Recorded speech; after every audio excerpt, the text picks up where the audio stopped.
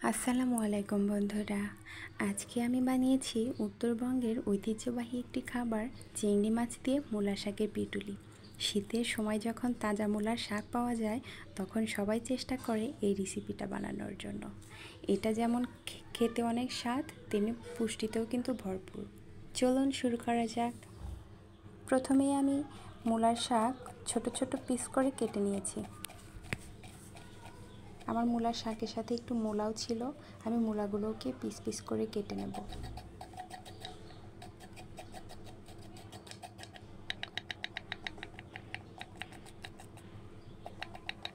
এরপর মূলার শাকগুলো আমি ধুয়ে পরিষ্কার করে একটু ভাপ দেব।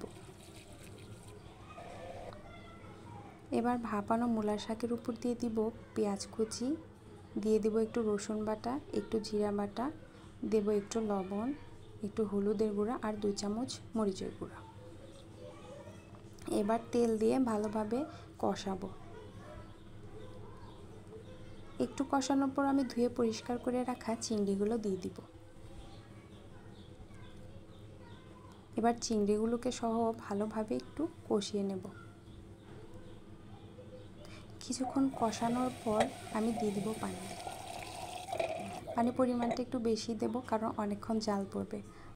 এরপর ঠান্ডা পানি দিয়ে চাউলের গুঁড়া গুলে নেব। এই চাউলের গুঁড়াটা উপর দিয়ে ছিটিয়ে দিবেন না, তাহলে গোটা গোটা হয়ে যাবে। ঠান্ডা পানি দিয়ে গুলিয়ে নেবেন। এরপর আমি গুলে রাখা চাউলের গুঁড়াটা পিটুলের ভিতরে দিয়ে দিব। এরপর রান্না করব 10 মিনিটের মতো। এই সুযোগে আমি কিছু আস্ত জিরা ভেজে গুঁড়ো করে নেব। এর ভিতরেই আমার পিটুলিটা অনেক টাইট হয়ে এসেছে। এখন আমি ফোড়ন দেব। পাতিলে পেঁয়াজ দিয়ে পেঁয়াজটা লাল হবার পরে আস্ত একটু জিরা দিয়ে আমি পিটুলিটা ঢেলে দেব। এরপর আগের থেকে গুঁড়ো করে রাখা জিরার গুঁড়োগুলো উপর দিয়ে ছিটিয়ে দেব। বাস, তৈরি হয়ে গেল মজাদার পিটুলি, উত্তরবঙ্গের জনপ্রিয় একটি খাবার।